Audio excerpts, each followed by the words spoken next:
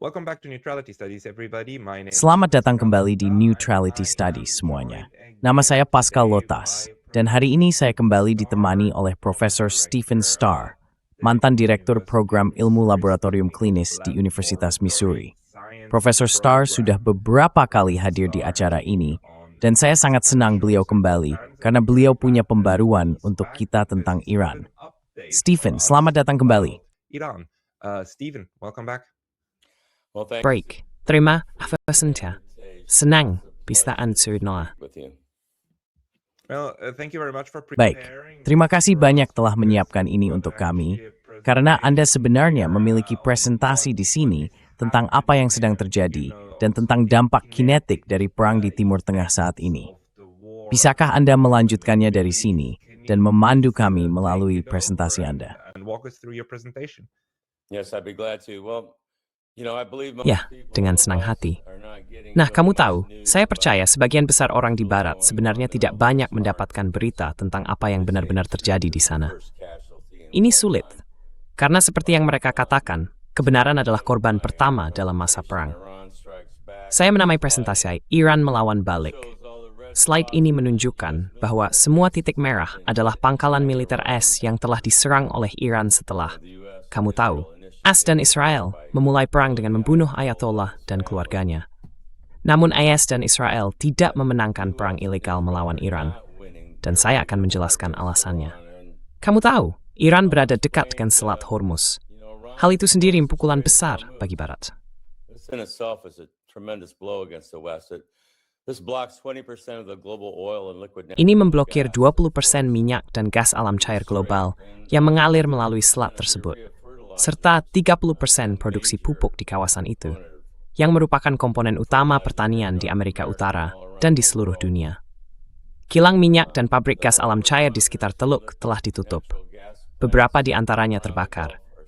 Mereka telah diserang oleh drone dan rudal. Dan begitu pabrik seperti ini ditutup, tidak bisa segera dioperasikan kembali. Pabrik stadium beroperasi selama berbulan-bulan karena sumur-sumur mulai tersumbat. Ada semikian cudaitan, tidak bisa matengah dengan sakslar. Jadi, apa itu memiliki forte impliglas dan agrofin global? Implications of that for the global economy. Iran has destroyed most of the large Iran telah menghancurkan sebagian besar sistem radar besar milik AS di kawasan Teluk. Hal ini benar-benar mengejutkan Amerika Serikat, menurut saya, meskipun saya tidak tahu mengapa.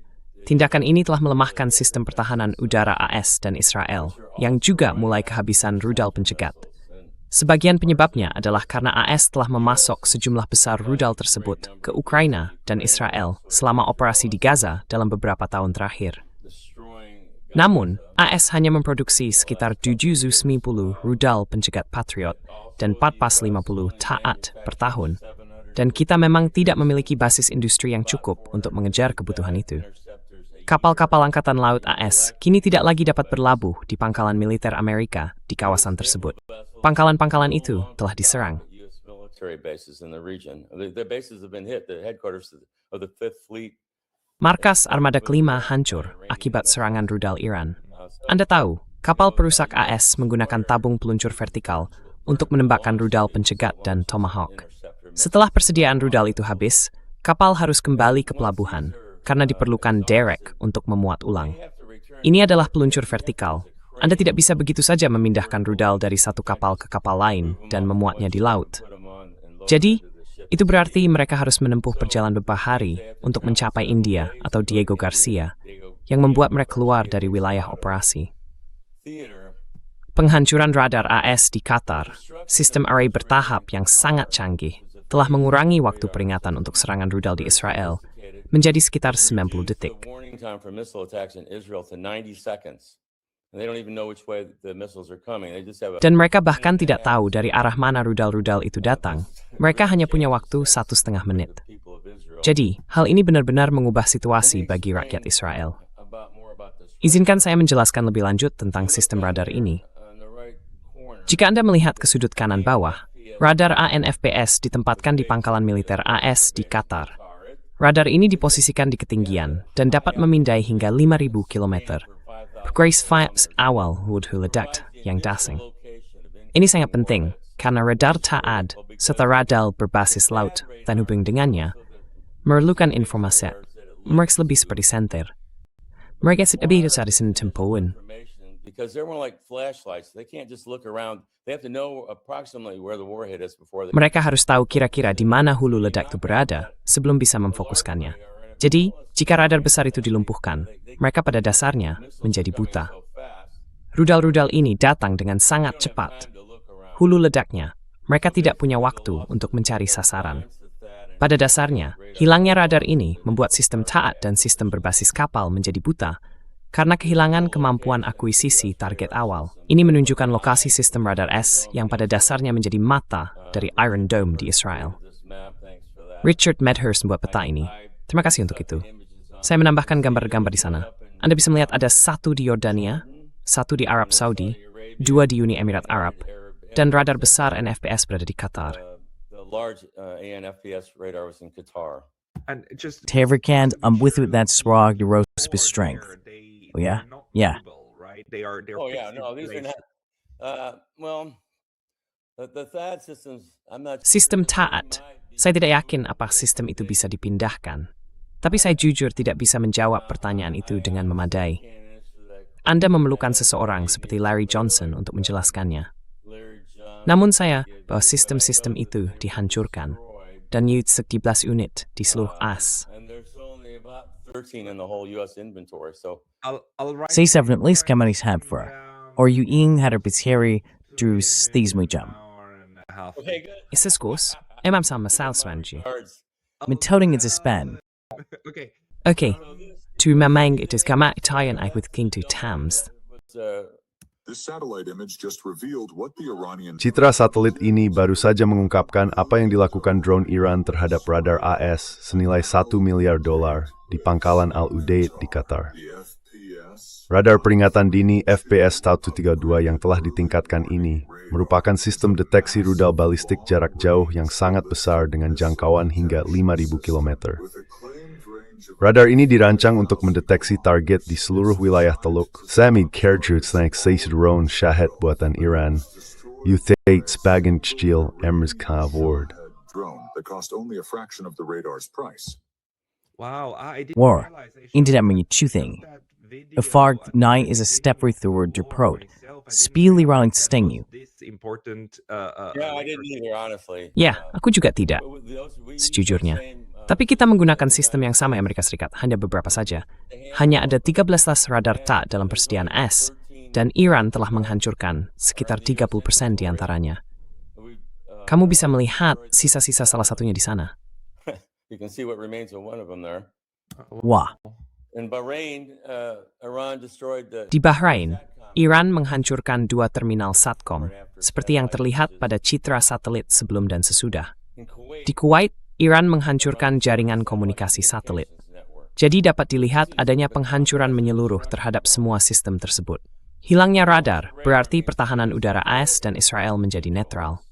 Rudal THAAD dan Patriot tidak dapat dengan cepat menemukan target tanpa radar array bertahap yang berada di Qatar, sehingga menjadi tidak efektif. Sistem intersepsi taktis tingkat rendah dari Angkatan Laut AS dan Iron Dome Israel juga menomorfir yang efektif. It's in fact memiliki informasi awal tersebut. because they don't have that initial targeting information either. The loss of U.S. radar means that Israel now has an. Kehilangan radar AS berarti Israel sekarang hanya memiliki waktu peringatan 90 detik untuk serangan rudal yang masuk, seperti yang saya sebutkan sebelumnya. Saya pikir itu cukup penting jika Anda berada di Israel. Dan sistem pertahanan rudal balistik AS, bahkan dengan radar, tidak dapat mencegat rudal hipersonik. Rudal-rudal ini dapat bermanuver pada kecepatan hipersonik. Anda tahu, pertahanan rudal balistik mengacu pada lintasan balistik. Sebuah parabola, jaluing, untuk diprediksi. Noon terhari temempling the carry di itu. Mereka terikul kenimberlits, doa mainly there's a cybersting. AS bakal dem paftik for luthipa, hipersonic, fungsi. Doesn't even have a working prototype of a hypersonic missile, but Iran does actually have hypersonic. Tapi Iran memang memiliki rudal hipersonik dalam persenjataannya, sama seperti Rusia dan Tiongkok. Jadi, kita tidak bisa bertahan dari rudal nuklir Tiongkok atau Rusia yang diarahkan ke Amerika Serikat jika mereka datang dengan rudal hipersonik. Sistem pertahanan rudal balistik AS tidak pernah berfungsi seperti yang dijanjikan. Dr. Theodore Postol telah melakukan beberapa wawancara yang sangat bagus dengan Glenn Deason dan Pascal Lotas, di mana ia menjelaskan hal ini. Saya telah membaca artikelnya selama beberapa dekade. Ia telah berusaha menunjukkan di Amerika Serikat bahwa dalam uji coba yang mereka lakukan untuk pertahanan rudal balistik, mereka menempatkan pemancar sinyal pada hulu ledak yang datang agar sistem dapat mengenali dan mengenainya. Saya rasa tidak ada musuh potensial kita yang akan bersedia melakukan itu untuk kita.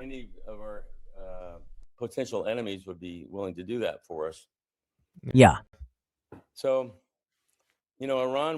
Jadi, seperti yang kamu tahu, pada 8 Maret, Iran memperingatkan bahwa jika ada wilayah atau pihak manapun yang menargetkan fasilitas minyak mereka, mereka akan membalas dengan cara yang sama. Nah, sebuah kilang minyak Iran diserang, dan video ini diambil di Teheran. Ada begitu banyak minyak, hingga mengalir melalui saluran pembuangan di kota, dan kemudian terbakar. Dari foto-fotonya, tampak bahwa beberapa saluran pembuangan bahkan berada di dalam beberapa bangunan. Nopimanahay, Jerojaland Mutapfo, dan asap sementik sedang terbakar, and heat.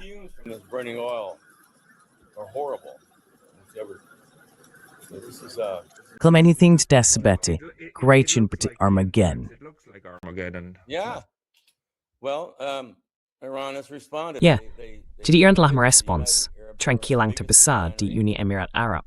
Mereka juga menyerang kilang Babco di Bahrain yang sangat besar. Jadi ini sedang menyebar, dan menurut saya belum terlihat tanda-tanda berhenti.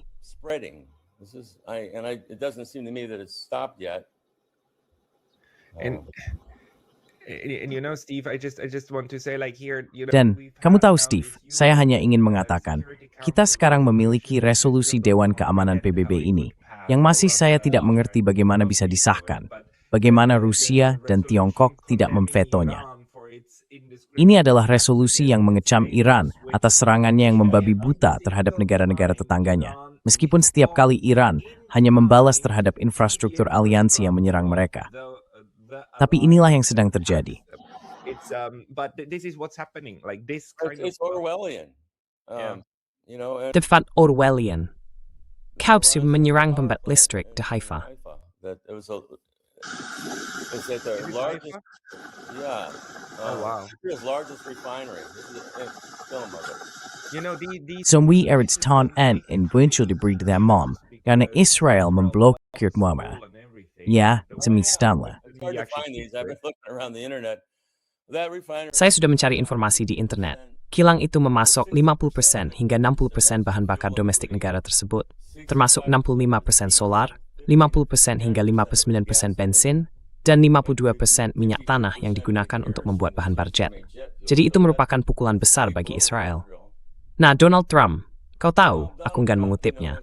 Tapi, dalam salah satu ucapannya, dia berkata, jika Iran melakukan sesuatu untuk menghentikan aliran minyak melalui Selat Hormuz, mereka akan diserang oleh Amerika Serikat 20 kali lebih keras daripada yang sudah mereka alami sejauh ini. Baiklah, tebak apa? Sekarang Selat Hormuz ditutup. Well, guess what? The Strait of Hormuz is now closed. This is a video of a ship that was a tanker that was hit. Ini adalah video tentang sebuah kapal tanker yang baru saja diserang beberapa hari lalu. Di pojok kiri bawah ada peta Selat Hormuz. Lebarnya hanya 21 mil. Tidak terlalu sulit untuk...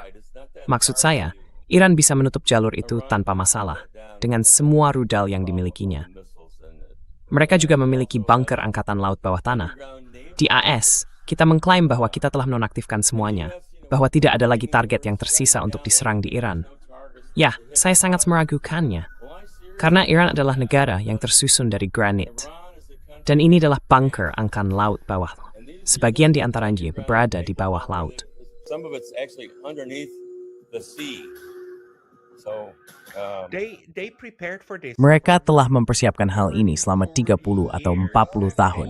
Dan mereka tahu bahwa mereka harus menempatkan segala sesuatunya di bawah tanah untuk memastikan tidak bisa diserang.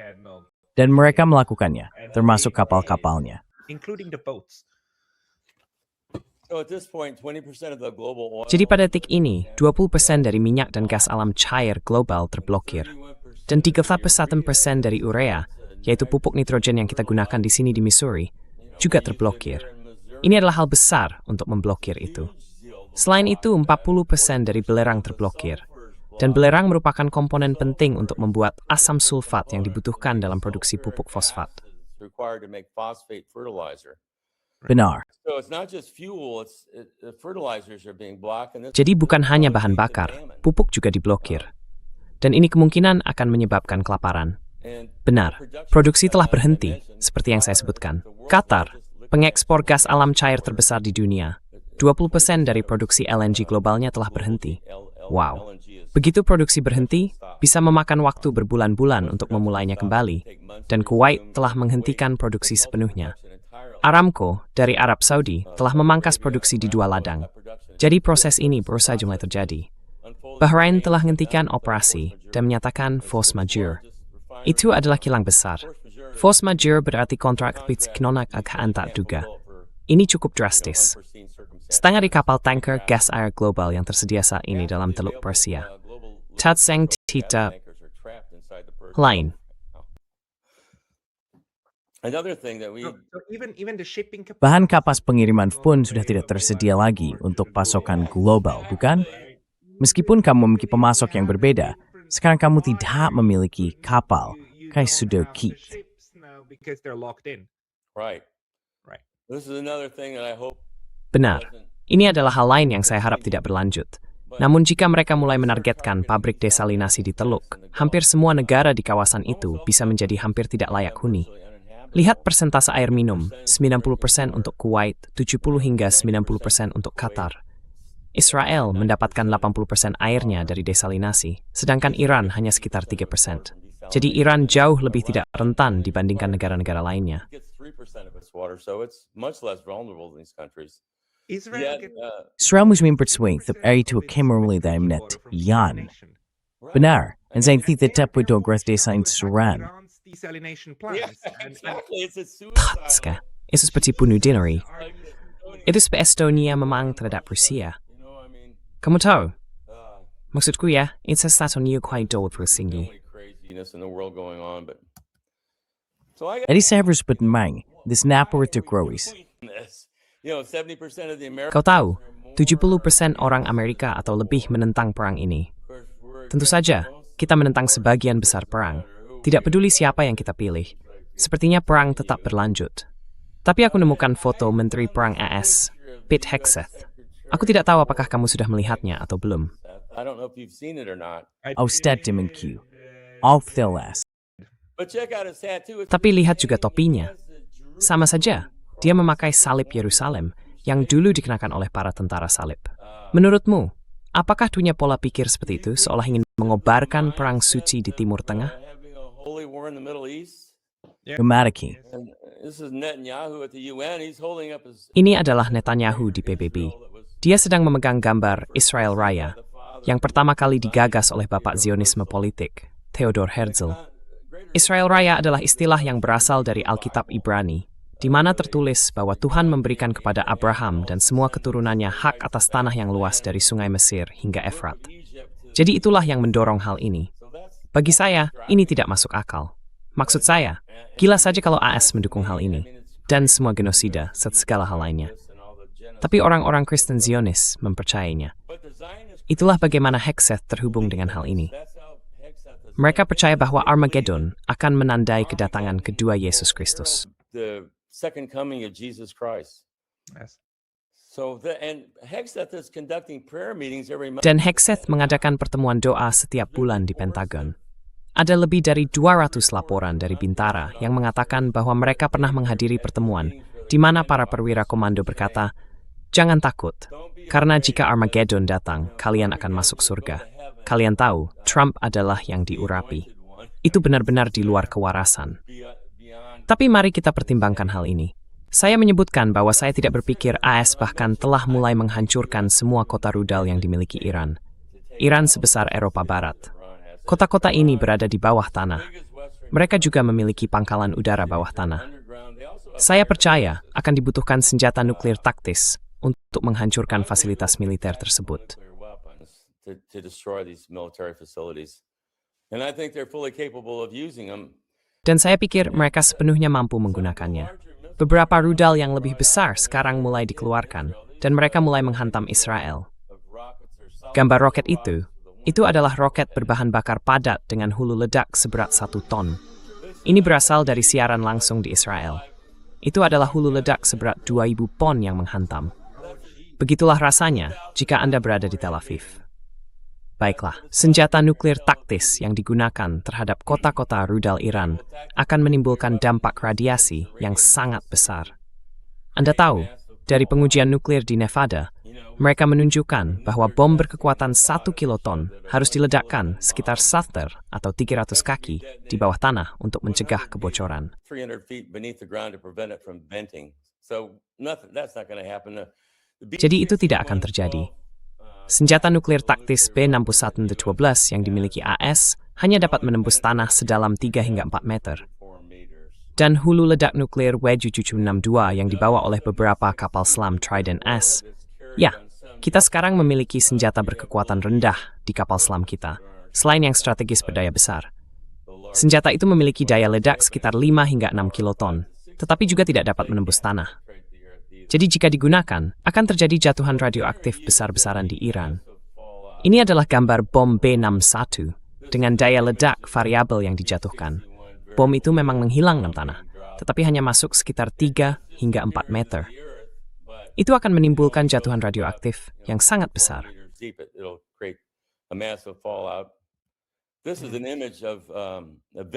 Ini adalah gambar pelepasan gas dari uji coba nuklir bawah tanah di Amerika Serikat pada tahun 1970. Gambar ini memberi gambaran kasar tentang seperti apa bentuk debu radioaktif jika mereka menggunakan satu senjata nuklir taktis di sebuah kota peluncuran rudal. Itu mematikan semua debu radioaktif itu. Maksud saya, Amerika Serikat juga diracuni oleh uji coba nuklirnya sendiri. Tapi itu topik untuk lain waktu. Saya juga ingin menyebutkan bahwa Iran memiliki cukup uranium yang sangat diperkaya untuk membuat 10 senjata nuklir. Mereka memiliki sekitar 450 kg uranium dengan kadar pengayaan 60% yang dapat diperkaya menjadi 90%. Uranium tingkat senjata hanya dalam beberapa hari.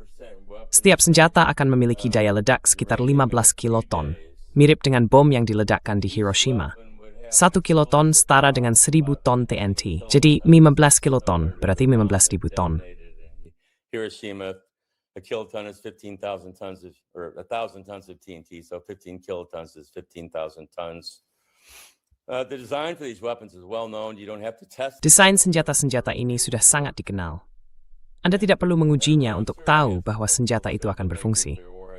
Dan Iran jelas memiliki kemampuan teknis untuk membuat hulu ledak nuklir dan memasangnya pada rudal hipersonik mereka yang tidak dapat ditangkis oleh Israel.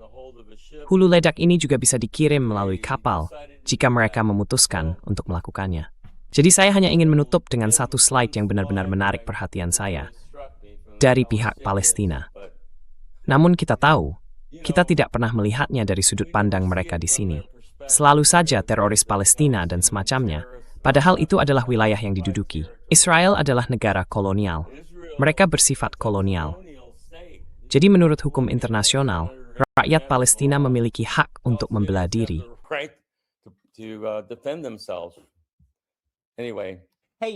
Baiklah, sebentar saja jeda singkat, karena saya baru saja diblokir dari YouTube. Dan meskipun saya sudah kembali, hal ini bisa terjadi lagi kapan saja. Jadi mohon pertimbangkan untuk berlangganan tidak hanya di sini, tetapi juga di daftar surel saya di Substack. Alamatnya paskalotas.substack.com. Tautannya akan ada di deskripsi di bawah. The link's going to be in the description below. And Nembrong, thanks, Free. yeah, no, that's thank you very much for that. Ya, overview. tidak. I mean, Terima kasih banyak atas penjelasannya. Maksud saya, ini sangat-sangat berguna. Salah satu halnya tentu saja adalah bahwa Israel dan Amerika Serikat berusaha memblokir berita tentang kehancuran di dalam Israel agar bisa berpura-pura bahwa semuanya berjalan sesuai rencana. Maksud saya, Donald Trump memberikan pidato yang konyol setelah 1 minggu perang, mengatakan sesuatu seperti, "Oh, dalam skala 1 sampai 10, saya akan memberi operasi kita nilai 12 sampai 15." Maksud saya, tingkat pidato itu benar-benar luar biasa. Dan sifat kekanak-kanakan dalam cara penyampaiannya sungguh luar biasa. Tapi luka dan dampaknya sekarang sangat nyata. Menurut Anda bagaimana? Maksud saya, kita baru 2 minggu menjalani ini, bukan? Jika ini tidak berhenti, apa dampaknya terhadap infrastruktur di Timur Tengah di Asia Barat? Dan Anda tahu, kita sudah begitu terbiasa dengan rantai pasokan global kita yang siap untuk galahol. Sedikit bahkan tidak menyadari, haftat sistem termalai memang arid itu. How many things depend on this Gulf to be open?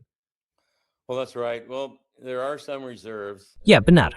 Ada beberapa cadangan, dan mereka telah membuka yang lain untuk mencoba mengurangi dampak dari pemblokiran Selat Hormuz. Tapi semua itu sangat sementara. Dan seperti yang kamu tahu, dengan hancurnya kilang-kilang minyak, dan jelas Iran tidak akan mengubah pendiriannya, saya pikir ini akan berlangsung cukup lama dan akan berdampak besar pada ekonomi global. Maksud saya, sudah ada efek berantai di negara-negara seperti Korea Selatan, Taiwan, dan Indonesia. Pabrik-pabrik sudah dibuat. Factories are shutting down already. There's fuels. I think Australia is Ada bahan bakar. Saya pikir Australia telah menyatakan kekurangan bahan bakar. Kita baru mulai melihat hal ini. Dan kamu tahu, harga bensin di Amerika Serikat telah naik sedikit. Tapi, kamu tahu, tunggu saja sampai harganya naik menjadi 10 atau 15 dolar per galon. Atau kamu sama sekali tidak bisa mendapatkannya. Kamu tahu, kita benar-benar dalam masalah. Dan saya pikir Trump akan panik. Maksud saya pikir dia sudah panik. Rupanya mereka telah menelepon menspekulasi Iran untuk mengadakan negosiasi gencatan senjata. Dan merian lalu sistem Oman. They're doing it through Oman, is what I read. Ya, itu cara yang paling masuk akal untuk melakukannya jika memang ingin melakukannya. Tapi kamu tahu, Iran, dan saya pernah berbicara dengan Profesor Marandi dari Universitas Teheran. Dia mengatakan dengan sangat jelas, lihat, kami tidak akan menerima gencatan senjata sampai Amerika tidak hanya berjanji untuk berhenti, tetapi benar-benar pergi keluar dari wilayah ini. Benar, mereka harus meninggalkan wilayah ini. Titik.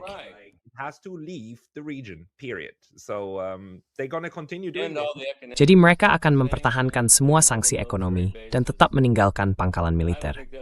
Saya tidak berpikir itu ada dalam agenda Trump.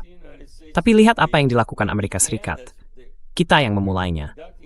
Kita sedang melakukan perundingan damai untuk kedua kalinya, dan kita menyerang mereka selama perundingan itu. Mereka membunuh Ayatollah, yang bukan hanya seorang pemimpin politik. Dia adalah tokoh agama terpenting kedua dalam kepercayaan Syiah. Maksud saya, ini hal besar. Ini seperti perang salib. Jujur saya pasti sikir. Dan Ayatollah putra yang lama. The new Ayatollah is the son of the old Ayatollah. His family was killed, his daughter was killed, and he was... Keluarganya terbunuh, putrinya terbunuh, dan dia sendiri terluka dalam serangan itu. Saya sangat meragukan dia akan berminat untuk melakukan negosiasi dengan Trump. Ini, kita sedang berada di jalan buntu dan ini hanya... Tapi ada begitu banyak propaganda di sini sehingga orang-orang tidak memahaminya. Mereka bahkan tidak menyadari sejauh mana kemarahan atau kemampuan Iran. Rupanya, rakyat Amerika, Gedung Putih, dahan tuvon in beristeks with memahami kwambais. Tarik tamang, mawenyith. Didn't understand some of the capabilities either, but they're finding out now. Yeah, and just I need to share this one here with you just on the Ya, point dan of- saya hanya perlu membagikan hal ini kepada Anda, tepatnya tentang Perang Suci. Maksud saya, apa yang Anda tunjukkan kepada kami itu benar sekali, dan kita perlu menekankan hal ini berulang kali, karena hal ini belum cukup dikenal bahwa ada banyak ekstremis agama di Amerika Serikat, di militer AS. Tipe-tipe Zionis Kristen ini telah menyusup ke dalam militer. Sebenarnya ada sebuah organisasi bernama Military Religious Freedom Foundation, MRFF. Saya sebelumnya sudah tahu tentang mereka, tetapi saya mengetahuinya minggu lalu, dan sekarang saya masuk ke daftar surel mereka. Ternyata salah satu anggota Dewan MRFF adalah Kolonel Lawrence Wilkerson, yang pernah tampil di saluran ini di Sina. Who's been on this channel, who's Wow. been on other channels. I really admire him. Yeah. Lawrence Wilkerson is a very Lawrence Wilkerson adalah sosok yang sangat penting, dan dia baru saja menulis pembaruan yang dikirim tadi malam kepada semua orang, memperingatkan kita lagi tentang masalah ini. MRFF, pada minggu pertama Perang Iran, menerima lebih dari 200 panggilan dari prajurit individu yang mengeluh bahwa atasan mereka mengatakan ini adalah perang agama dan bahwa mereka akan masuk surga selama mereka bukan Yahudi atau Muslim. Selama mereka adalah orang Kristen, mereka masuk surga. Kamu tahu ada semua nakatang. Dan ini tersegas metode menegakkan sebuah indoktrinasi dalam militer. An enforcement, an indoctrination of the military. But what we learn is that the officer corps has Yang kita pelajari adalah bahwa korps perwira sudah sampai batas tertentu mengalami indoktrinasi. Jadi ini bukan hanya terjadi di tingkat tertinggi dengan menteri perang, tetapi juga meresap ke dalam tubuh militer. Dan hal ini sangat bermasalah. Wilkerson sebenarnya menulis dalam pembaruan ini yang ia terbitkan di buletin mereka bahwa ada begitu banyak aspek yang sangat berbahaya dari perang pilihan terhadap Iran yang sedang dijalankan oleh Israel dan Amerika di seluruh Timur Tengah dan semakin meluas ke tempat lain, sehingga orang Amerika sebagian besar melewatkan satu hal yang sangat serius terkait dengan militer mereka. Ini adalah hasil dari apa yang kemungkinan besar akan disebut oleh para sejarawan di masa depan sebagai kebangkitan besar yang lain. at some future date another great awakening. And what he's referring to is the Dan yang dia maksud adalah semacam fanatisme keagamaan yang pernah melanda Amerika Serikat pada awal tahun 1910-an ketika AS menulis amandemen ke-16, larangan minuman keras, ke dalam konstitusi. Hal itu menimbulkan banyak konsekuensi negatif, termasuk kejahatan terorganisir berskala besar, sampai-sampai amandemen ke-18 harus dibatalkan dengan amandemen ke-21 pada tahun 1933. Dan dia mengatakan hal ini terjadi lagi. Adanya think sebuah fundamentalis Kristen kuat. Truman Wimotera, is menimbulkan sistem serius pada tertentu. Sujan dan other rayu. serious damage to the nation. I just want to point that one out. Well, these people have not just Ya, orang-orang ini tidak hanya menyusup. Mereka telah dipilih. Maksud saya, ini adalah proses yang dibina oleh orang-orang seperti Heseth. Dan kamu tahu, kita sering membicarakan bahaya teokrasi di Iran. Tapi apa yang sedang terjadi di sini? Ya, tepat sekali. going on here. Yeah, exactly. This is a huge problem, of course, because I wasn't even aware. Ini tentu saja merupakan masalah besar, karena saya bahkan tidak menyadari bahwa ada nuansa keagamaan yang begitu kuat di pihak AS. Banyak orang tidak menyadarinya, tetapi hal ini adalah bagian yang tak terpisahkan dari keseluruhan gambaran. Ada orang-orang yang menginginkan perang ini demi perang itu sendiri, karena mereka berpikir hal itu perlu untuk mempercepat datangnya akhir zaman. Jadi ketika mereka melihat situasinya, mereka pasti bertepuk tangan, karena hal ini membuat mereka lebih dekat, dan itu benar-benar menakutkan. Because it gets them a step closer, which is really scary. And then we have Israel with this. Dan kemudian kita memiliki Israel dengan opsi Samson. Dan maksud saya benar-benar cukup khawatir.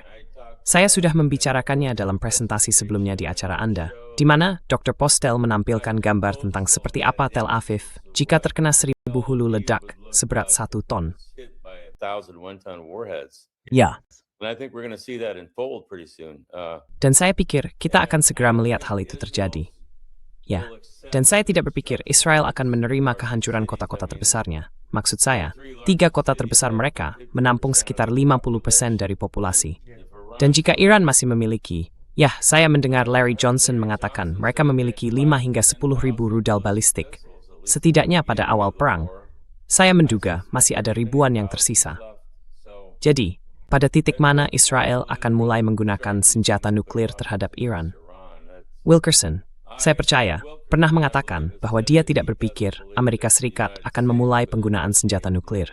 Meskipun saya tidak ingin membayangkan apa yang akan terjadi jika kapal perang atau kapal induk AS ditenggelamkan. Bagaimana reaksi Trump? Carrier was sunk, how Trump would react, but I tend to agree with Wilkerson. I think Tapi saya cenderung setuju dengan Wilkerson. Saya pikir bahaya sebenarnya adalah bahwa kita memiliki sebuah negara nakal, Israel, yang telah melakukan genosida selama 2 tahun terakhir. Tentu saja dengan dukungan Amerika Serikat. Dan negara itu memiliki ratusan senjata nuklir. Dan tahu kan, jika kota-kota mereka akan dimusnahkan oleh rudal balistik Iran, saya rasa tidak diragukan lagi, mereka akan menggunakan senjata nuklir. Jadi begitulah. Lalu apa yang akan dilakukan Rusia jika perang nuklir meletus di perbatasannya? Maksud saya benar-benar berharap hal ini bisa dihentikan. Saya sungguh berharap begitu. Saya harus berharap bahwa mereka sedang berbicara di balik layar dan bahwa seseorang akan sadar dan menghentikan proses ini. Ya, maksud saya, pada titik ini sebenarnya dibutuhkan sebenarnya tiga, pihak untuk bekerja sama menghentikan hal ini, yang membuatnya semakin sulit. Satu-satunya pihak yang sebenarnya tidak punya pilihan, tidak punya suara, adalah kerajaan-kerajaan di Timur Tengah, bukan? Maksud saya Bahrain, Kuwait, UAE, dan seterusnya. Mereka memiliki segalanya untuk kehilangan, tidak ada yang bisa diperoleh, dan tidak punya suara dalam hal ini. Namun, tiga protagonisnya, Iran, Israel, dan Amerika Serikat. Meskipun Israel dan AS tentu saja berada di bawah satu selimut, keduanya memiliki kekuasaan untuk mengambil keputusan, terutama dalam hal senjata nuklir. Masing-masing dari mereka dapat secara mandiri memutuskan untuk memulainya dan menyeret yang lain ikut serta.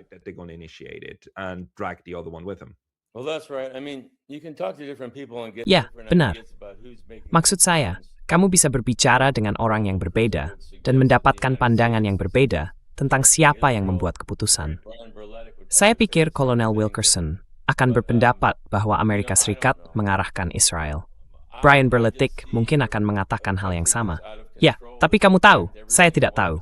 Saya hanya melihat sebuah negara yang di luar kendali yang telah menyerang setiap tetangganya. Maksud saya, itu gila. Dan nampak tuan presiden berpusing ini sesuai nistab, menurut Gadak kept di Israel. Dan sulit mereka simulti. That's true. Itu kan? I don't know. It's horrible, but Memang begitu. Dapat dimengerti dalam arti kita bisa secara rasional melihat bagaimana sebuah masyarakat bisa sampai ke titik itu, karena kita sudah pernah melihatnya sebelumnya, bukan? Kita hanya perlu melihat film koboi lama dari tahun 1950-an.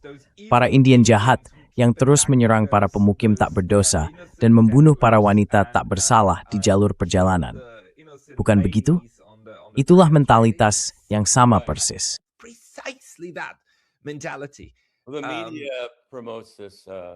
Media mempromosikan rasisme ini pada dasarnya, baik itu Rusofobia atau hal tentang Amalek. Kamu tahu, ketika kamu memiliki Alkitab Scofield, yang telah mengajarkan orang Amerika selama waktu yang lama bahwa Armageddon adalah bagian dari kedatangan kedua, kamu mendapatkan semua orang Kristen ini. Semuanya sudah dipersiapkan untuk itu. Saya terus mencoba membuat mereka melihatnya. Dan sejauh menyangkut Rusofobia, itu adalah rasisme. Semua orang tampaknya berpikir tidak apa-apa membenci Rusia, tetapi mereka tidak menyadari bahwa mereka sangat sensitif terhadap isu rasisme di Amerika Serikat, kecuali ketika menyangkut Rusia. Tapi itu maksud saya, itu topik yang berbeda. Akar masalah kita adalah, kita tampaknya cenderung membenci orang. Jika kita bisa menjadikannya kebencian terhadap suatu kelompok, kamu mulai dengan pemimpin seperti Putin, lalu itu menjadi semua orang Rusia. Dan, sisme to Israel, Oath, Arid staff theming. Sering berbitsay mengmazista das grace led to serit mo. Sats wall and mengatasing. It's really hard to overcome that. Ya, salah satu hal yang saya pikirkan sekarang adalah tentang garis merah di kedua sisi, bukan? Karena saat ini, saya percaya kita sudah berada di ambang di mana semua pihak mulai memikirkan penggunaan senjata nuklir. Tapi kita juga telah melihat bahwa Iran terhadap setiap tindakan yang dilakukan AS dan Israel terhadap mereka selalu memiliki tanggapan yang sudah dipersiapkan sebelumnya. Dan mereka sangat jelas tentang hal itu. Tidak hanya untuk perang ini, tetapi juga untuk perang-perang sebelumnya. Setiap kali Israel melakukan sesuatu terhadap mereka, termasuk meledakkan konsulat mereka di Damaskus, mereka merespons dengan cara yang sangat terukur. Dan sekarang, mereka melakukan hal yang sama seperti tahun lalu, selama perang 12 hari. Mereka melakukan hal yang sama sekarang.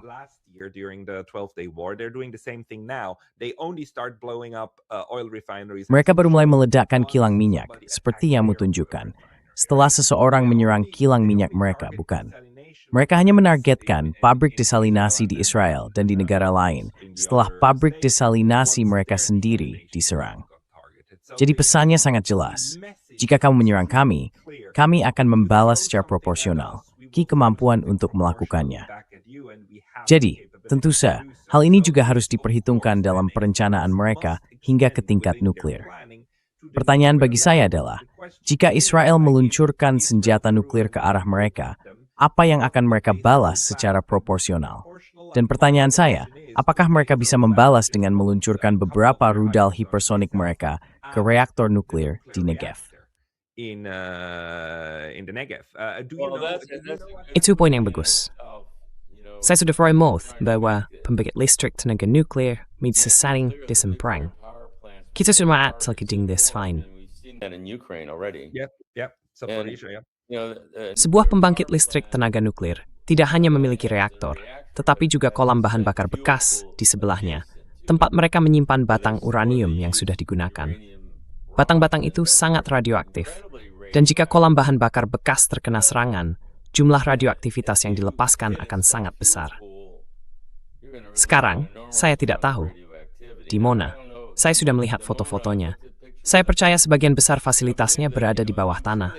Tetapi, menurut saya reaktornya tidak ke sana. Saya belum pernah ke sana. Tapi ya, saya pikir itu yang perlu dipertimbangkan dengan serius. Yeah, I think that's a serious consideration. I would say though, at this point, Dr. Postel. Saya akan mengatakan, meskipun begitu, pada titik ini, seperti yang Anda tahu, Dr. Postel menyatakan bahwa bahkan setelah Perang 12 hari, ia berpikir Iran akan melangkah maju, mengambil 450 kg uranium yang diperkaya 60%, dan melanjutkan untuk memperkaya hingga 90%, guna membuat senjata nuklir. Anda mungkin bisa berbicara dengannya tentang hal itu. Saya pikir satu-satunya orang yang mencegah hal itu adalah Ayatollah yang kita bunuh. Dan ada fatwa selama 26 tahun yang melarangnya. Nah, saya curiga putranya mungkin akan mencabut fatwa itu. Dan ada juga isu jihad. Kita hampir sampai pada titik di mana jihad global bisa saja diumumkan terhadap Barat. Bagaimanapun, situasinya sama sekali tidak baik. The situation is not good at all. Tidak, situasinya benar-benar mengerikan. Jadi pertanyaan adalah, di mana orang-orang dewasa di ruangan ini yang seharusnya memiliki kepentingan untuk meredakan ketegangan ini, termasuk juga Pentagon? You asked me, I didn't give you a good complete. Kau menanyakannya padaku, dan aku tidak memberimu jawaban yang baik dan lengkap. Aku pikir ada kemungkinan Iran akan merespons dengan senjata nuklir yang diluncurkan lewat rudal hipersonik. Aku tidak berpikir kita bisa menyingkirkan kemungkinan bahwa mereka telah membuatnya. Dan aku tidak, semoga saja, orang-orang di Yerusalem dan Washington juga memikirkannya. Tapi aku tidak tahu. Pemikiran rasional tampaknya tidak berperan di sini. Iran telah menunjukkan bahwa mereka bisa menembus pertahanan udara AS dan Israel dalam Perang 12 hari itu. Maksudku, mereka menghantam semua pangkalan itu dengan rudal hipersonik yang tidak bisa kita cegat. Bases with hypersonic missiles that we couldn't intercept. We have the same problem in Ukraine. The Russian Zircon. Kita menghadapi masalah yang sama di Ukraina. Rudal Zircon Rusia terus meluncur dan menghantam target-target Ukraina. Apa yang dibutuhkan agar para pemimpin di Amerika Serikat sadar bahwa sistem pertahanan udara mereka tidak berfungsi? Maksud saya, itulah alasan Dr. Postel tampil di media, berbicara dengan penuh emosi juga. Tapi kita semua merasa takut karena, bukan maksud saya mengatakan dia sedang marah-marah, tapi dia berusaha menegaskan bahwa sistem-sistem ini palsu. Mereka bisa diandalkan. Temistis tetap operasional tadi. Rajadan dia, toh sudah berfungsi. That, I think that's just that. What comes next? Seseorang juga mengaku, siapa pemain hal itu? Apa mau, minggu lalu, yang remediat was memilih sekitar 19 kapal selamat di Israel. Ya, sebenarnya mau stres simin, mau. That are out there. It wasn't me, but I believe that's probably correct. Bukan saya, tapi saya rasa itu mungkin benar. Anda tahu, Tiongkok memiliki kapal perang elektronik yang sangat canggih, sehingga kemungkinan besar memberikan informasi penargetan secara waktu nyata kepada Iran. Dan mereka mungkin juga memiliki kapal selam yang menyertainya. Amerika Serikat harus berhati-hati dalam menargetkan apapun di dekat kapal itu. Karena jika Anda menenggelamkan kapal Angkatan Laut Tiongkok, maka Anda akan menghadapi masalah lain dengan Tiongkok. Sra is itu siang remit. China. So this is a complicated situation. It is, but I mean, what we are learning right now. Memang begitu, tapi maksud saya, yang sedang kita pelajari sekarang, meskipun menyedihkan, adalah bahwa perang-perang ini, sama seperti perang di Ukraina, selalu menjadi momen yang setelahnya membawa kejelasan tentang kemampuan sebenarnya. Sebelum perang, kita semua terlibat dalam permainan tebak-tebakan dengan angka dan sebagainya. Dan setelahnya, kita tahu apa yang benar-benar bisa dilakukan oleh satu pihak. Jadi sekarang kita tahu bahwa pertahanan rudal hanyalah mimpi indah. Sistem pertahanan rudal paling canggih di dunia, sistem 3 lapis di Israel, pada dasarnya bisa dilumpuhkan dan kewalahan dalam waktu seminggu. Jadi, untuk tujuan perang udara, sistem itu tidak berguna. Dan kita tahu hal yang sama berlaku di pihak Iran, karena Amerika Serikat pada dasarnya bisa menyerang target manapun sesuka hati. United States can strike basically any target at will. So same thing, both sides. Jadi, hal yang sama, kedua belah pihak. Dan kita mengetahui bahwa Iran, pada kenyataannya, memiliki kapasitas yang sangat besar. Dan bahkan setelah 2 minggu pemboman tanpa henti, apa yang kita lihat dalam video serangan di kota-kota hanyalah sebagian kecil dari semua yang telah diserang sebelumnya. Di seluruh negeri, semua pintu masuk terowongan, dan sebagainya, serta peluncur rudal bergerak, dan seterusnya. Semua itu telah diserang, tetapi kemudian digantikan. Dan Iran tetap memiliki kemampuan untuk menembak dan meluncurkan. Jadi penilai itu benar, AS tidak mampu melumpuhkan kemampuan rudal dan drone yang dimiliki Iran. Jadi kita berada pada momen, bisa dibilang, perang rudal total di kedua sisi.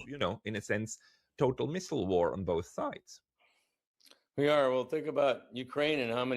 Benar. Nah, pikirkan tentang Ukraina dan berapa banyak rudal yang telah ditembakkan Rusia ke sana selama 4 tahun terakhir. Mereka juga belum memenangkan perang itu lewat serangan udara. Kita tidak menemukan semua rudal Scud di Irak atau dalam perang Teluk. Mereka terus saja mengeluarkannya. Dan Iran jauh lebih canggih.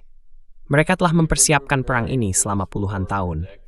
Kita tidak akan membuat mereka mundur, dan mereka akan terus mengeluarkan rudal setelah bombardirung sebagai target-target AS, Israel, dan mungkin juga Teluk. Lihat bagaimana juga keadaan sekarang, sisi ini. And maybe Gulf targets, the way things are going.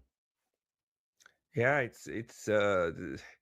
Ya, jadi kemampuan untuk membangun bunker bawah tanah. Dan sebenarnya, menurut Profesor Marandi, seluruh fasilitas produksi, dia bilang bahkan pabrik tempat mereka buat benda-benda itu, berada di bawah tanah. Jadi, bahkan jika mereka kehabisan persediaan, mereka selalu bisa membuat lagi. Itu maksudnya. Aku tidak tahu seberapa benar hal itu. Is his point. I don't know how true that is, but If you look on YouTube, which I spend a lot of time. Kalau kamu lihat di YouTube, yang sering saya lakukan, ada beberapa video yang cukup bagus tentang mesin pengebor terowongan Iran. Maksud saya, Iran adalah negara yang sangat maju. Kalau mereka punya terowongan bawah laut, saya yakin mereka juga punya banyak di pegunungan. Kita terus meremehkan mereka. Saya pikir kita sudah sampai pada titik di mana kita percaya pada propaganda kita sendiri di Barat. Siapapun lawannya. Kita nomor 1, kan? Kita masih berpikir ini tahun 1990, bahwa AS punya tentara terbesar dan kekuatan militer terbaik di dunia, dan tidak ada yang bisa menyaingi. Nah, itu sama sekali tidak benar. Kamu hanya perlu melihat instalasi radar yang telah dihancurkan dan semua pangkalan militer AS di Teluk. Maksud saya, kita sebenarnya sedang meninggalkan Teluk, dalam arti tertentu, karena kita sedang dipaksa keluar dari sana. Ya, itu bukan tujuan Iran, bukan? Ini tentang mengusir Amerika Serikat dan membuat negara-negara Teluk benar-benar paham bahwa jika mereka mempertahankan aliansi dan tetap menempatkan aset militer AS di wilayah mereka, maka mereka akan dibombardir. Jadi sebaiknya mereka menyingkirkan hal-hal itu.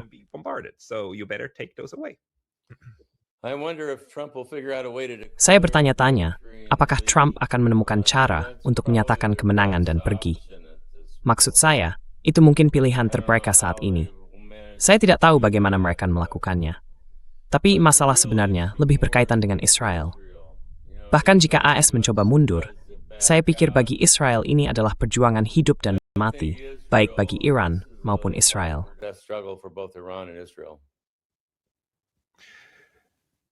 It is. But in a sense, if you then want to avoid Benar. nuclear scenario, Tapi dalam arti tertentu, jika kamu ingin menghindari skenario nuklir, ada sesuatu yang harus dikorbankan, bukan? Hal minimum yang harus dilakukan Iran untuk menghindari serangan nuklir adalah memperjelas bahwa mereka tidak akan berusaha memusnahkan Israel, bukan? Karena jika tidak, Israel berada pada tingkat eksistensial di mana, pada titik tertentu, senjata nuklir dalam arti tertentu harus digunakan. Nuclear weapons, in a sense, must be used. Well, there was some talk about Iran Nah, ada pembicaraan tentang Iran yang mungkin melakukan uji coba nuklir di gurun untuk menunjukkan bahwa mereka memiliki senjata nuklir dan untuk memperingatkan Israel. Ada begitu banyak skenario yang bisa dibayangkan. Saya benar-benar tidak percaya Iran akan pernah menggunakan senjata nuklir, kecuali mereka diserang dengan senjata semacam itu terlebih dahulu. unless they've been attacked with one first. Aicis pep imitua, But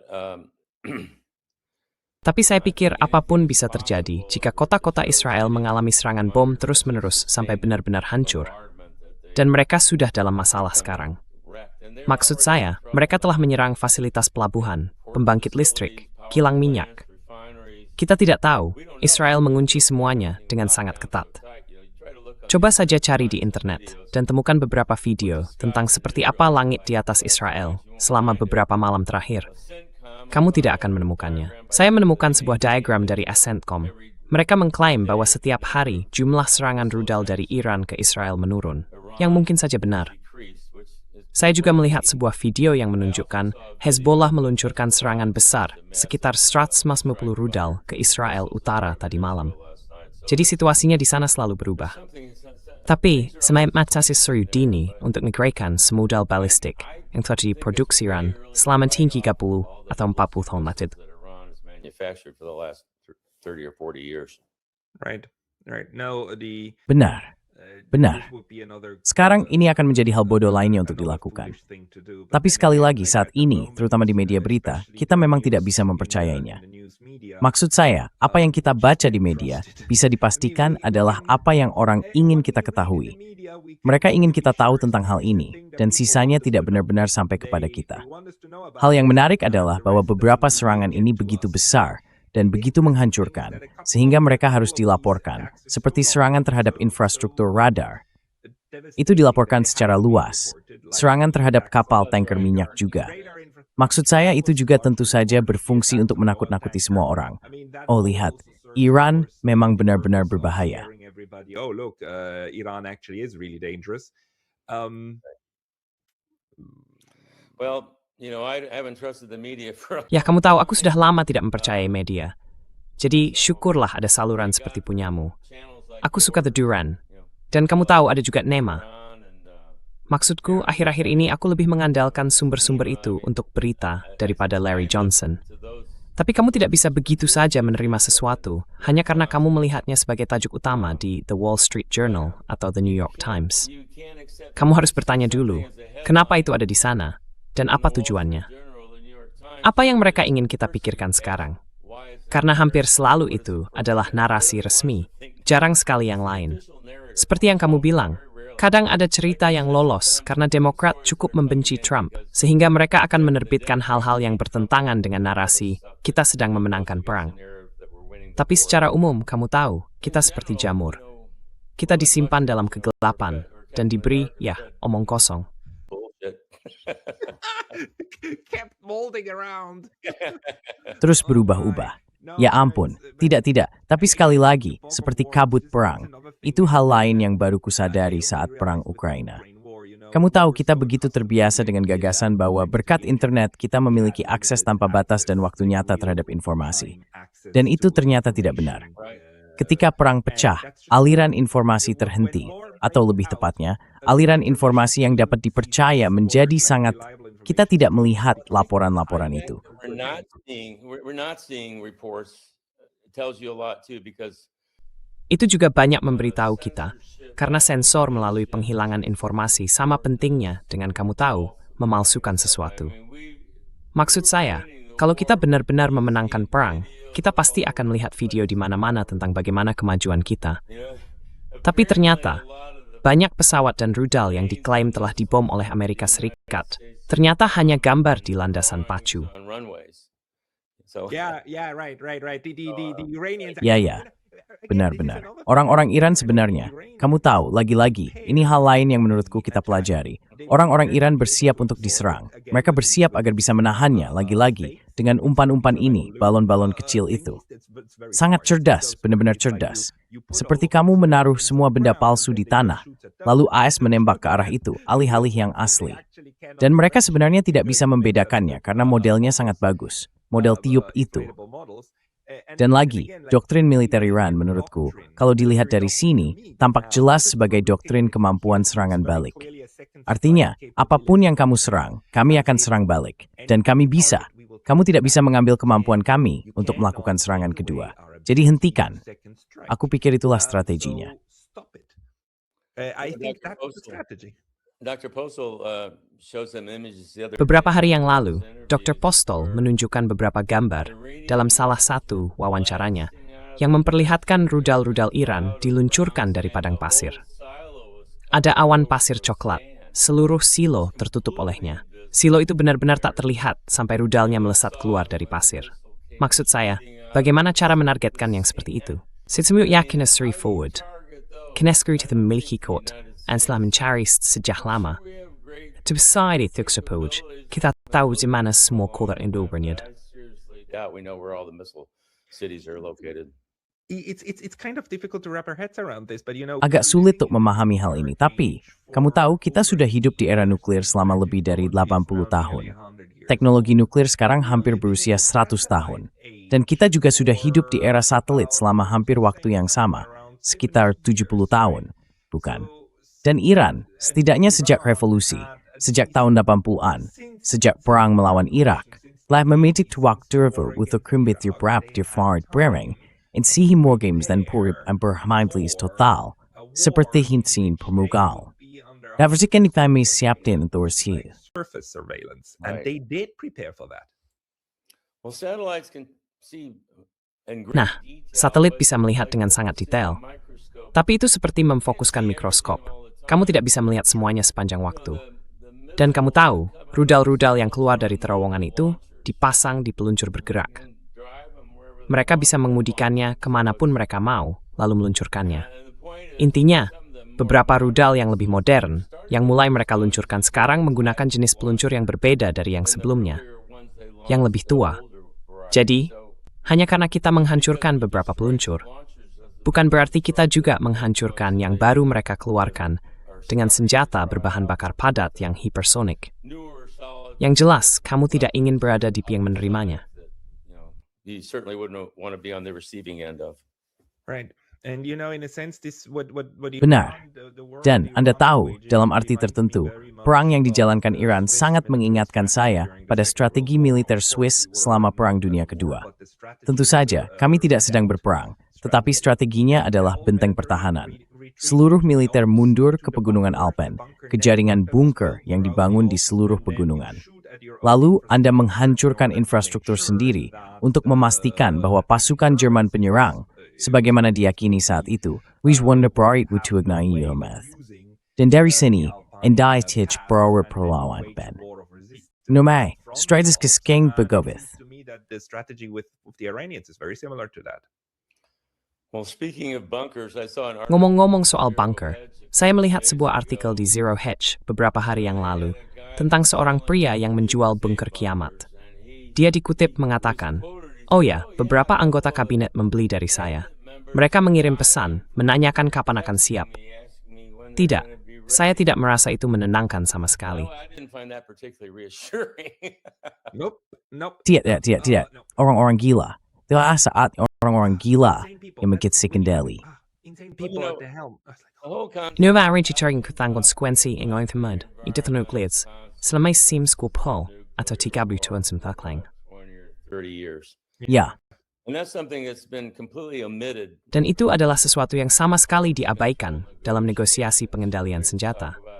Mereka hanya membicarakan berapa banyak hulu ledak, dan Angkatan Darat suka membicarakan ledakan. Mereka bahkan tidak, kamu tahu, Lynn Eden, Dr. Postel, dan saya menulis sebuah artikel bersama Lynn Eden di Bulletin of the Atomic Scientists, yang membahas tentang dampak dari ledakan senjata berkekuatan 800 kiloton di atas Manhattan.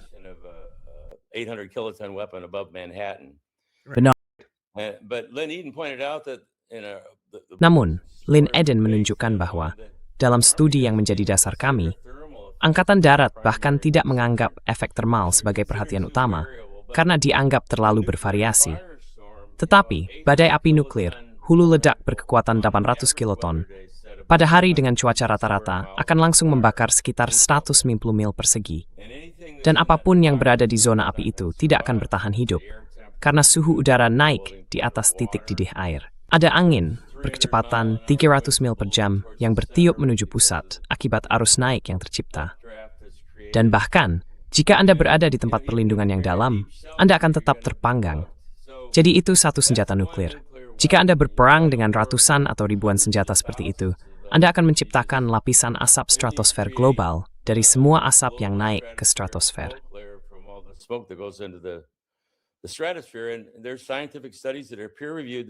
Ada studi ilmiah yang ditinjau sejawat dan diterbitkan sejak tahun 2009 dan 2010 yang belum berhasil dibantah, menunjukkan bahwa sekitar 190 juta ton asap akan menghalangi 70% sinar matahari di belahan bumi utara dan 35% di belahan bumi selatan. Dalam beberapa minggu, suhu harian akan turun di bawah titik beku hingga 3 tahun di belahan bumi utara. Jadi, tidak mungkin menanam makanan, dan pada dasarnya, sebagian besar orang akan mati kelaparan dalam skenario seperti itu. Lalu, mengapa hal itu bukan menjadi kekhawatiran utama? Itu seharusnya menjadi isu utama dalam setiap pembahasan tentang senjata nuklir dan perang nuklir. Namun, kita masih belum melihat ada pemimpin dari negara-negara bersenjata nuklir yang mengakui hal ini atau menunjukkan kesediaan untuk membahasnya secara terbuka.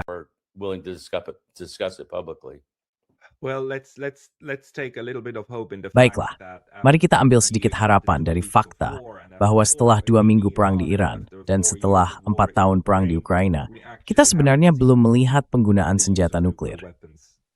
Ada skenario yang dibicarakan orang menggunakan, tahu kan, senjata nuklir taktis kecil, hanya sedikit saja untuk mengirim pesan, tetapi bahkan itu pun belum terjadi. Jadi masih ada sedikit harapan, tapi sejujurnya, saya tidak punya banyak lagi yang tersisa.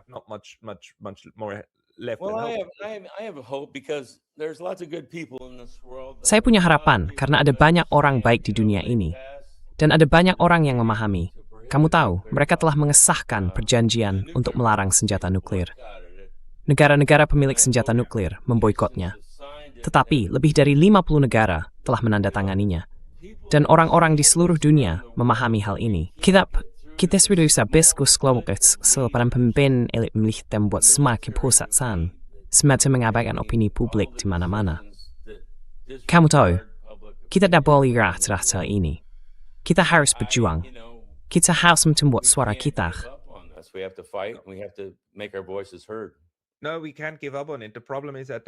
Tidak, kita tidak bisa menyerah begitu saja.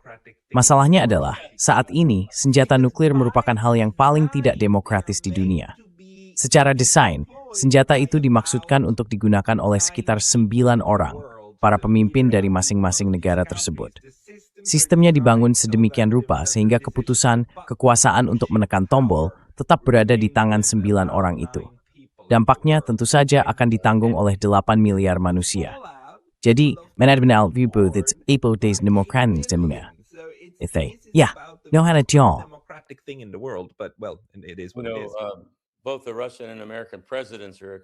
Baik Presiden Rusia maupun Amerika selalu didampingi oleh koper nuklir ketika mereka berada di luar Kremlin atau Gedung Putih. Itu adalah perangkat otomatis yang dibawa oleh seorang perwira militer. Bahkan jika mereka pergi ke Vatikan, koper itu tetap bersama mereka.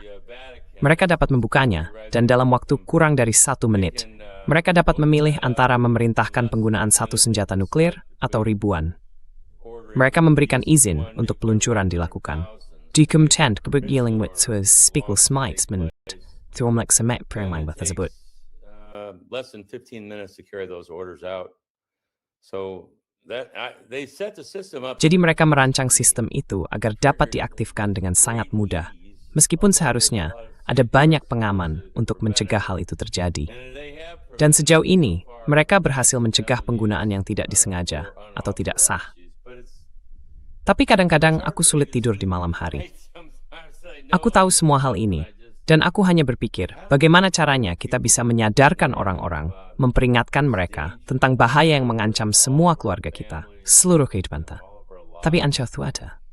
Annie Jacobson menulis sebuah buku berjudul Nuclear War Scenario, dan aku sangat rekomendasikan bagi siapapun yang ingin mempelajari lebih lanjut tentang senjata nuklir. Anybody that wants to become educated about nuclear weapons. Yeah, saw that. Yung dinapnyo.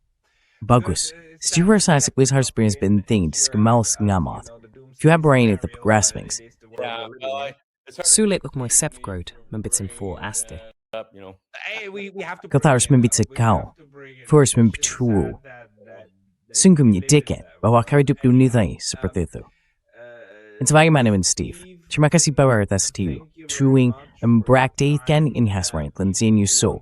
It is fitawa harid nintali in theory diamu. all of your papers and so on, and So Mike reads this web, nuclearfamine.net or .org, and is do it can always see the sea chains. Information there. go and find The games, the muy Stephen Star, the nuclearfm.net. Okay, so madam we with your touring. All your boosh? Thank you very much.